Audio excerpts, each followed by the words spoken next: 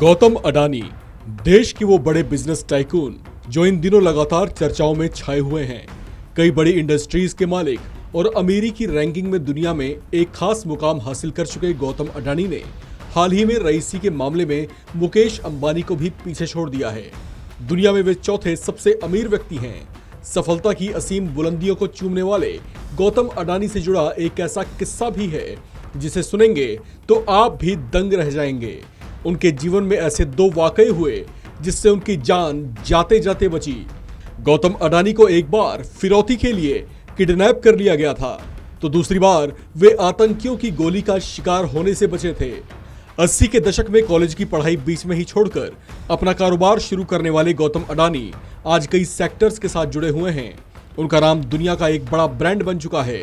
Career के शुरुआती 15 सालों में ही वे सफलता की उड़ान भर चुके थे। उनका कारोबार ऐसा चला कि वे जल्दी ही करोड़ों की संपत्ति के मालिक बन गए थे। उनकी यह सफलता कुछ लोगों की आंखों में नासूर बन गई। फिर 1997 का वो साल आया जब उन्हें किडनैप कर लिया गया। उनकी किडनैपिंग के पीछे की वजह फिरौती की रकम की उगाही को बताया गया। बताया जाता है कि उन्हें छोड़ने के एवज में $15 लाख मांगे गए थे, जो उस वक्त 11 करोड़ रुपए के बराबर थे। गौतम अडानी को उस वक्त अगवा किया गया था जब वे कर्णावती क्लब से निकलकर अपनी कार से मोहम्मदापुरा की ओर बढ़ रहे थे। उस वक्त उनके साथ एक दूसरे कारोबारी शांतिलाल पटेल भी थे। अडानी के साथ उन्हें भी अगवा किया गया था। उनकी गाड़ी आधी दूरी पर ही पहुंची थी जब एक स्कूटर उनकी गाड़ी के सामने आ गया और उसने जबरन गाड़ी रोकने को कहा। गाड़ी रुकते ही उन पर अचानक कई लोग टूट पड़े और गौतम अडानी के साथ साथ शांतिलाल पटेल को भी किडनैप कर लिया गया। वहां से दोनों को किसी अनजान जगह ले जाया गया। इस पर अडानी कम ही खुलकर बोलते हैं।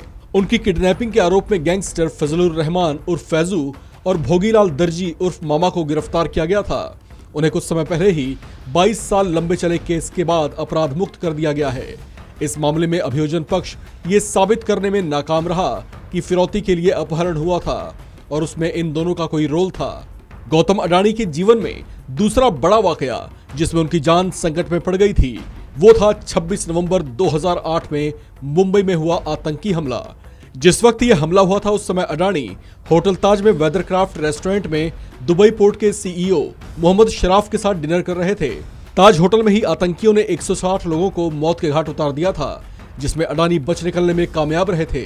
ताज में बरसती गोलियों और फटते ग्रेनेड्स के बीच पहले होटल के बेसमेंट तक उन्हें पहुंचाया गया, जहां कुछ ही देर में बारूदी धुआं भर गया।